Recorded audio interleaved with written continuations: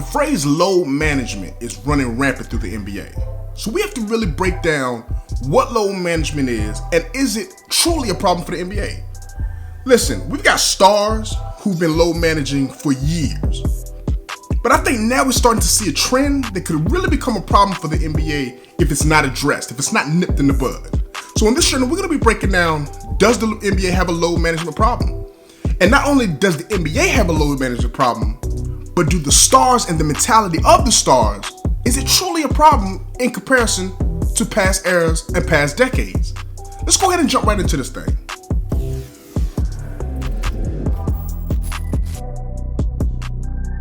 Welcome back to Journey of a Ballaholic, the best talk show for basketball addicts. I'm your host, General Hannibal X. Now in this episode, we're going to be breaking down load management. And does the NBA truly have a load management problem? I think we got to go back to the beginning. Go back to when Greg Popovich and the San Antonio Spurs began this, when he had Tim Duncan, Tony Parker, and Manu Ginobili. The whole reason for this were these guys were starting to get up in age. These guys were playing in finals almost year after year, making deep runs into the playoffs.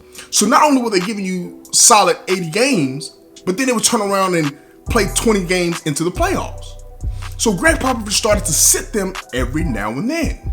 Back-to-backs, whether it was the first game or second game, he would sit them. And mostly he would sit them when the others would be playing. Then it got to a point where the NBA had a load management problem where the Miami Heat at that time decided they were going to rest all of their stars in the same game. The Spurs started resting all of their stars in the same game. That's when the NBA had to step in and say, listen, if you all are going to do this, if you're going to rest players, which is understandable because it's a long season, don't rest all your stars at once, number one. Number two, don't rest them on nationally televised games. Listen, the NBA has responsibility. They have a responsibility to the customer. They have a responsibility to the networks. These are the people that are paying for their service. They're paying to see these players play the game of basketball. Nobody wants to see the fourth and fifth best player on a team going out there competing against the other team's best players. We want to see the stars align. So when you fast forward to fast forward to today's NBA load management problem, it's all centered around Kawhi Leonard. Kawhi Leonard is one of the best players in the game, hands down. But he kind of got this load management idea from Greg Popovich. And last year, when he was with the Toronto Raptors, he implemented the load management policy, if you want to call it, more than he ever had at any point of his career. This man missed 22 games. And a lot of those games, most of those games, if not all of those games, it weren't because of injury. Now, granted, he was coming off of a season in which he only played 9 games. He started the season off healthy and started the season off, in looking to be in good shape. But when he got going, it got to a point where he just said, I'm going to sit because I'm resting my knees. I'm resting my bodies, my quads, I think it was. And he did that, and nobody really had anything to say about it. Toronto obviously went on and won the championship. And so it seemed to have worked for him as well as worked for the Toronto Raptors. Here's the issue, though. The season this year comes around, the 2019-2020 season. And a couple of games into the season, we're talking 4 or 5 games into the season, he's already taken a game off. 7, 8 games into the season, he's already taken 2 games off. You cannot sit out 25% of the season year after year. And this is the worst part. The worst part of what really started to blow this whole load management thing up to where some say it's kind of blown up out of proportion is he rested, number one, on the first night. It wasn't even the second night of a back-to-back. Go back and look at the calendar. The first game he load managed was against the Utah Jazz. It was the first game of a back-to-back. The game in which this thing kind of really blew up, where you had Doris Burke talking about it and just grieving her frustration with it, is the game where against the Milwaukee Bucks. This is a marquee matchup. It was the headline game on ESPN. It was the reigning MVP, Giannis Antetokounmpo, going against the reigning Finals MVP, Kawhi Leonard. Clippers, Bucks. Everybody's looking forward to this. And he decides to sit. He decides to say, I'm going to take this game off. What made it worse was this. He played the next night against the Portland Trail Blazers. Listen, I'm all for resting your body, being able to know your limitations. I get that. If a man is hurt, nobody, specifically me, I'll never push someone to do something that they can't do. But are we going to sit here and believe that Kawhi Leonard was too unhealthy to play basketball on Wednesday night against the Milwaukee Bucks, but was somehow refreshed and ready to go Thursday night against the Portland Trail Blazers?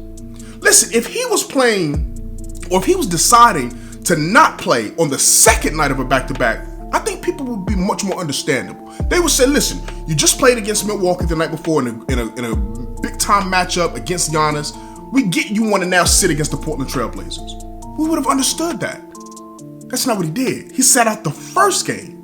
So here's a couple of my issues that I have with Kawhi Leonard's version of load management. And the reason I say his version is because, once again, Greg Popovich, even though he kind of, ushered in this whole era of load management, he didn't do it this way. Greg Popovich typically allowed his older players to rest a couple of games here or there, and that was typically toward the end of the season. He didn't do load management in the first week of the season. We're 8 games into the season and Kawhi has missed 2 games for load management. That's unacceptable. That's truly unacceptable. And if you're gonna pick a game, to load manage, why not load manage against the Charlotte Hornets when they played them? Why not load manage against a team that the rest of your teammates probably gonna have a good chance of winning? They had the Clippers, even though you gotta give them credit, a valiant effort for going out there, they had no real chance of beating the Milwaukee Bucks without him. So one of the issues that I have is that he's allowing his teammates, the Montrezl Harrells, the Lou Williams, the Patrick Beverley, guys who give it their all every single night, he's allowing them to go out there and have to deal with Giannis Antetokounmpo themselves. Giannis is out there dunking all over the whole Clippers team. Kawhi sitting over there in a suit on the sideline watching, when he could be out there guarding Giannis. Come on. The Clippers are 0-2 when he sits. Imagine what their record would be if he played every single game, like some people who consider themselves the best in the game. See, some of these older generational players, some of the older guys who used to be the best players in the game have spoken out. Michael Jordan recently came out and said, listen, you'll get paid to play 82 games.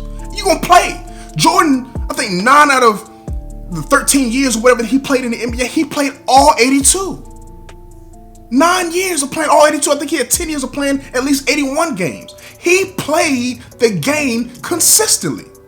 Kobe Bryant was asked about load management. Kobe said, listen, you never know that one kid is coming, that his father spent all this money to pay to see you play, and you choose to not play this game? How many times do you think Milwaukee and the Clippers are going to match up this season? It's only twice.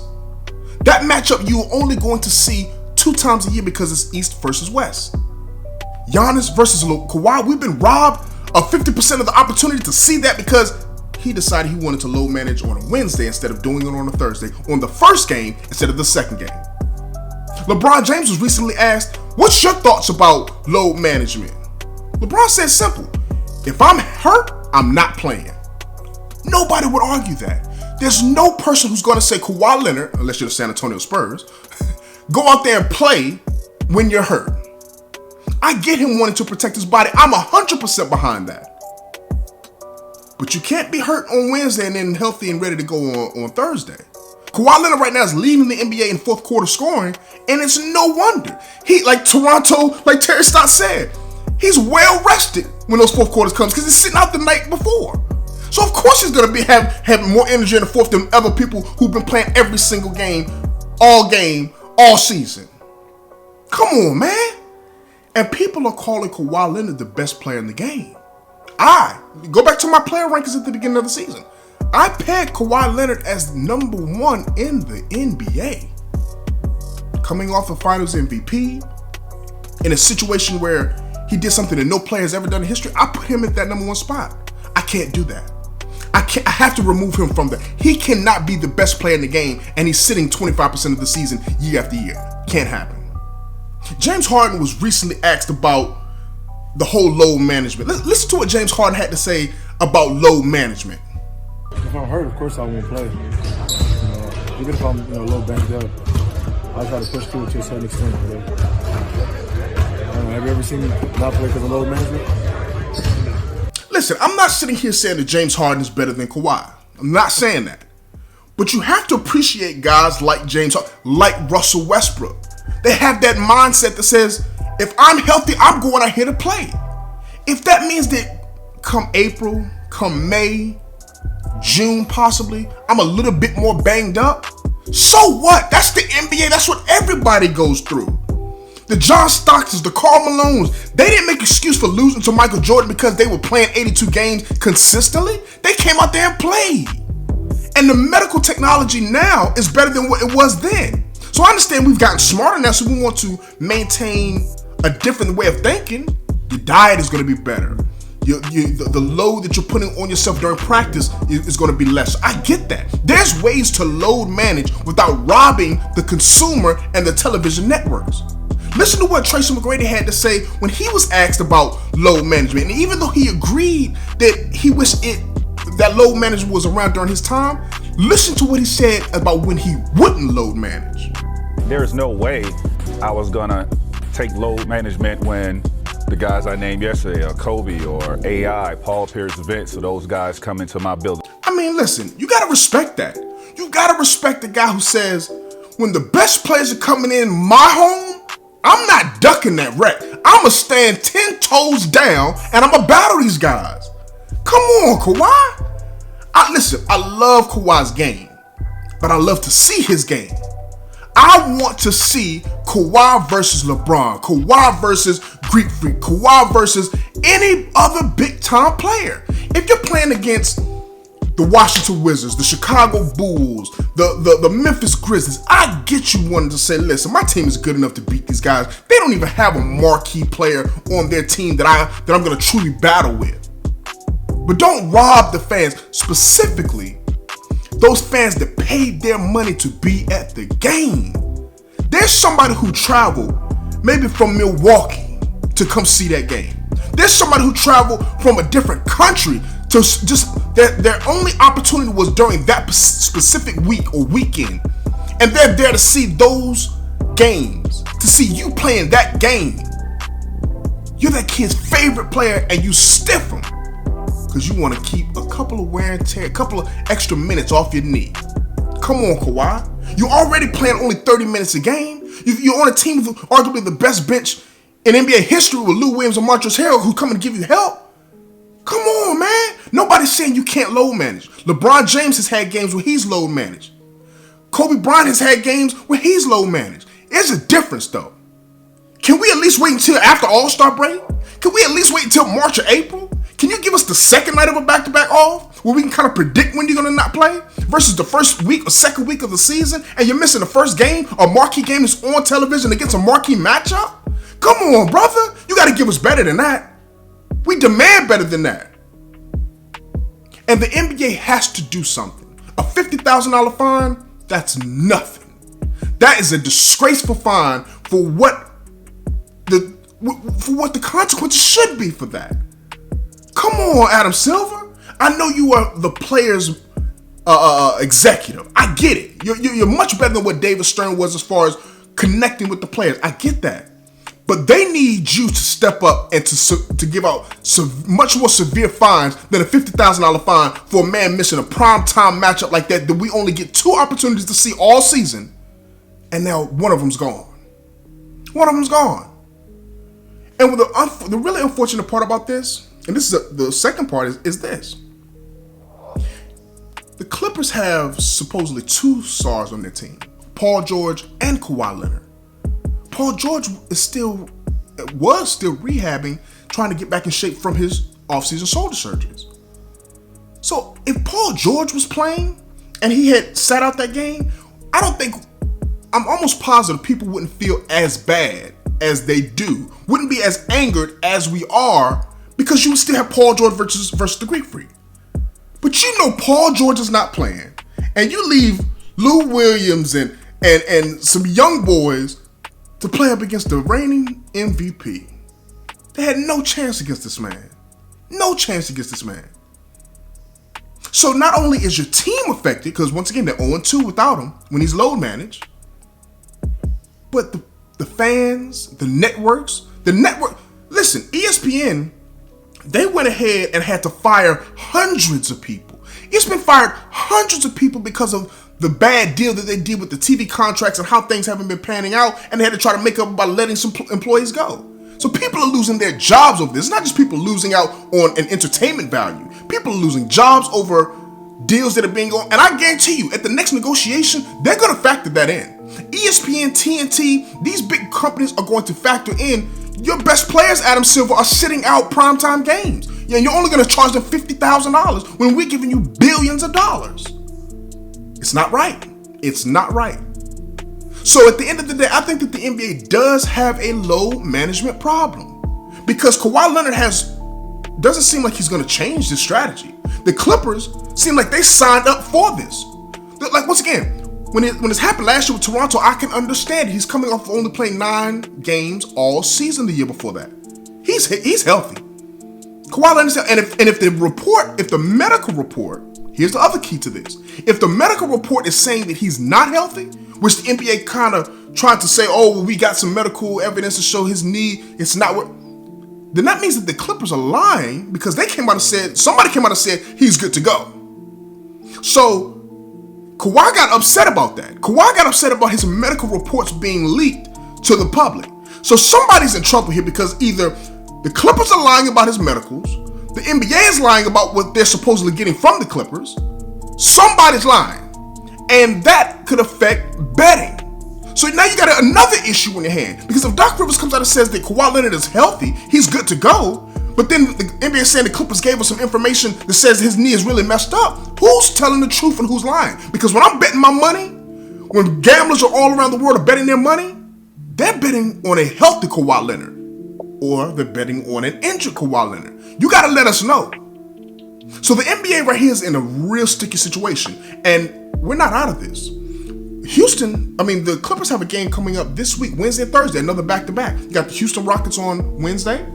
You got the New Orleans Pelicans on Thursday.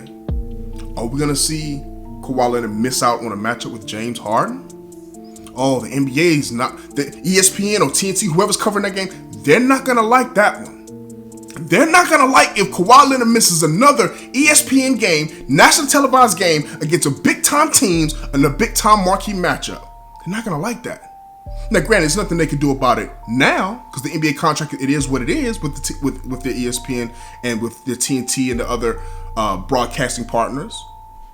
But they're not going to like that when they have to come around to negotiating next time. The fans that bought those tickets to that Houston game, they're not going to like that. Listen, the NBA is a conglomerate. They got this thing on lock. It's a monopoly on high-quality basketball. The Euro leagues and the Asian leagues, they can't compete with this. So your business is in good hands. But the players are going to be affected by this.